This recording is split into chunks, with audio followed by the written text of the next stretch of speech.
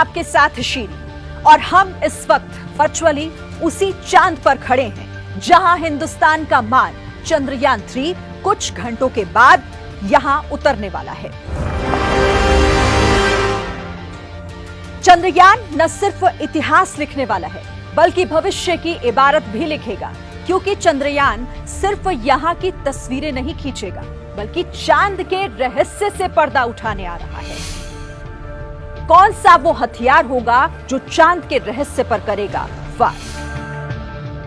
Basically आप इसे ऐसे समझिए कि इस चंद्रयान पर लगे पेलोड यानी उपकरण ही चंद्रमा को बेहतर तरीके से समझने और दुनिया के मन में उठ रहे सवालों के जवाब तलाशेंगे। चंद्रयान के साथ इसरो ने कुल 7 पेलोड भेजे हैं, जिसमें 4 इस लैंडर के ऊपर लगे हैं। सबसे पहले बात लैंडर के हथियारों की कर लेते हैं।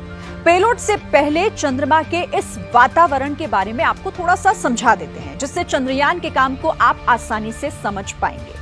चंद्रमा पर सूर्य की अल्ट्रावायलेट किरणें आती हैं, जिससे सोलर एनर्जिक पार्टिकल्स यानी SEP की बौछार होती है। इससे चंद्रमा के वायुमंडल में मौजूद इलेक्ट्रॉन आयोनाइज हो जाता है और इन कणों में पॉजिटिव इलेक्ट्रिक चार्ज आ जाता है। ये पदार्थ चंद्रमा की सतह पर भी मंडराता है और कई किलोमीटर ऊंचाई तक पहुंच सकता है। जैसे ही इस इलाके में रात होती है तो ये समूचा गैसीय पदार्थ वापस चंद्रमा की सतह पर गिर जाता है। फिर जब सूर्योदय होता है तो ये पदार्थ बनने लगता है और एक बेहद महीन वातावरण चंद्रमा के चारों तरफ छा जाता है। अब इसी का अध्ययन ऑर्बिटर और लैंडर में रखे पेलोड के जरिए किया जाता है।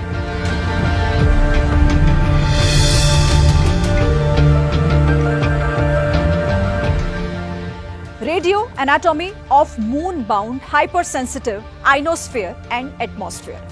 आसान भाषा में अगर इसे समझें तो चांद के वातावरण में बदलाव की स्टडी करेगा। इसका काम होगा लैंडिंग साइट पर चंद्रमा की सतह पर प्लाज्मा यानी आयन और इलेक्ट्रॉन के घनत्व को मापना। इनमें समय के साथ होने वाले बदलाव का अध्ययन भी करेगा।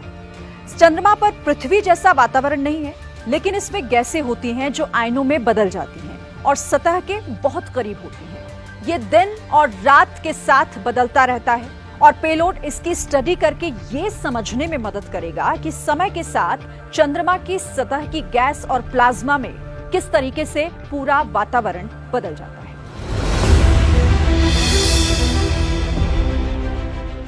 ये है ILSA, instrument for lunar seismic activity.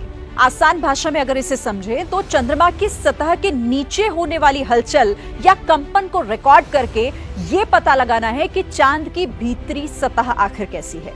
आप इसे ऐसे समझिए, जिस तरीके से पृथ्वी पर भूकंप आते हैं, भूकंप कहीं और आता है और हम उसे रिकॉर्ड कर लेते हैं कि जमीन के कितनी गहराई में आया है, एपिसेंटर वगैरह वगैरह। अब यही बात चांद पर भी लागू होती है।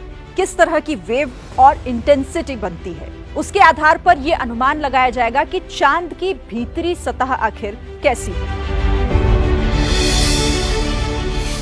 इसी तरह तीसरा पेलोड है चेस्ट, चंद्रयान्स थर्मोफिजिकल एक्सपेरिमेंट। मतलब चांद की सतह पर जो धूल है उसकी स्टडी करेगा। लेकिन क्यों करेगा, अब जरा आप ये भी समझिए। देखिए, दरअसल चांद की सतह पर उठ रहे धूल के ऊष्मीय गुण यानी थर्मल प्रॉपर्टीज क्या हो सकती है। अभी तक की रिसर्च से यह पता लगा है कि चंद्रमा की मिट्टी की थर्मल कंडक्टिविटी पृथ्वी के मुताबिक कम है।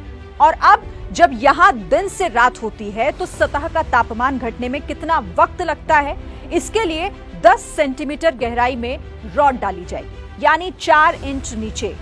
अब 4 इंच मोटी तह में किस तरह टेम्परेचर वक्त के हिसाब से ड्रॉप होता है वो भी पता लगेगा। चंद्रमा की सतह पर कई तरह के पदार्थ हैं जो उसके भीतर हीट का बहाव पृथ्वी के मुकाबले कितनी तेजी या फिर धीमी गति से होता है, इसकी खोज चेस्ट करेगा। इसका काम चांद के साउथ पोल के करीब सतह की प्रॉपर्टी मापना है। चेस्ट पेलोड का मकसद लैंडिंग साइट पर 100 मिलीमीटर की गहराई तक थर्मल कंडक्टिविटी और चांद की सतह पर तापमान प्रोफाइल मापना है। ये मोटर बेस्ड सेंसर को चांद की सतह में डालकर किया जाता है। लैंडर में लगा चौथा पेलोड है LRA, laser retro reflector array. NASA का दिया ये पेलोड हमें चांद और पृथ्वी के बीच दूरी की सटीक जानकारी देगा। दरअसल अभी तक नासा लेजर बीम के जरिए धरती से चांद की वास्तविक दूरी का पता लगाता है। चूंकि हमें प्रकाश की गति पता है, तो भेजी हुई लेजर बीम रिफ्लेक्ट होकर हमको किस समय हासिल हुई उस अवधि का पता इसके जरिए चलेगा। ये विधि इतनी सूक्ष्म है कि चंद्रमा की दूरी या उस स्थल की दूरी जहां LRA रखा गया है, वहां की दूरी मिलीमीटर की शुद्धता तक प्राप्त की जा सकती है। इसी से पता लगा है कि चंद्रमा पर हर साल पृथ्वी से 3.8 सेंटीमीटर दूर होता जा रहा है। अब LRA इसकी और सटीक गणना हमें देगा। अब आते हैं रोवर प्रज्ञान पर। रोवर पर भी 2 पेलोड लगे हुए हैं। पहला है LIBS, laser induced breakdown spectroscope. चंद्रमा की सतह में मौजूद तत्वों का पता इससे लगेगा। जहां पर यह रोवर पहुंचेगा, वहां लेजर किरण को चंद्रमा की सतह, जिसे रेगोलिथ कहा जाता है, उस पर केंद्रित किया जाएगा। इससे चंद्रमा की सतह पर सामग्री पिघल जाएगी और इससे एक गैस बनेगी। उसका स्पेक्ट्रोस्कोपी लिया जाएगा। इससे पता चलेगा कि उस पदार्थ में किस तरह के तत्व मौजूद हैं। यह भी पता चलेगा कि पृथ्वी के मुकाबले इस मटेरियल की संरचना में कितना फर्क है और इन तत्वों में कोई दुर्लभ किस्म के तत्व शामिल हैं या नहीं। दूसरा पेलोड है अल्फा पार्टिकल एक्सरे स्पेक्ट्रोमीटर। चंद्रमा की मिट्टी की जांच करेगा। इसका भी काम लिप्स जैसा ही है। इसमें एक रेडियोधर्मी पदार्थ है, क्यूरियम 244। ये एक रेडियो एक्टिव पदार्थ है जिससे अल्फा कण और एक्सरे निकलती है। इसे टारगेट के ऊपर डाला जाता है, जिससे उस टारगेट को अतिरिक्त ऊर्जा मिलती है और ये अल्फा कण और एक्सरेज वापस परावर्तित होकर स्पेक्ट्रोस्कोप में पहुंचती है। लेकिन इस बार इनकी एनर्जी थोड़ी अलग होती है। ऊर्जा कितनी घटी, उसके आधार पर टारगेट के मटेरियल की संरचना और उसमें मौजूद तत्वों के बारे में सूचना मिलेगी। और अब आखिर में बात प्रपल्शन मॉड्यूल की। इसका मकसद लैंडर को चांद के पास कक्षा में पहुंचाना था, लेकिन इसको खाली हाथ नहीं भेजा गया। इसमें भी एक इंस्ट्रूमेंट रखा गया है, शेप। ये एक स्पेक्ट्रोपोलरीमीटर है जो इंफ्रारेड तरंगों पर काम करेगा और ये पृथ्वी का एक ग्रह की तरह स्टडी करेगा। पृथ्वी की पोलरीमीटर की स्टडी हमें सौर मंडल के बाकी मटेरियल के साथ कंपेयर करने के लिए एक आधार प्रदान करेगा। भविष्य की स्टडी में अंतरिक्ष में अन्य ग्रह या चंद्रमा या फिर खगोलीय पिंड से उत्सर्जित प्रकाश के ध्रुवीकरण के साथ इसकी तुलना करके वहां पर जीवन की संभावनाओं का अंदाजा लगाया जा सकता है।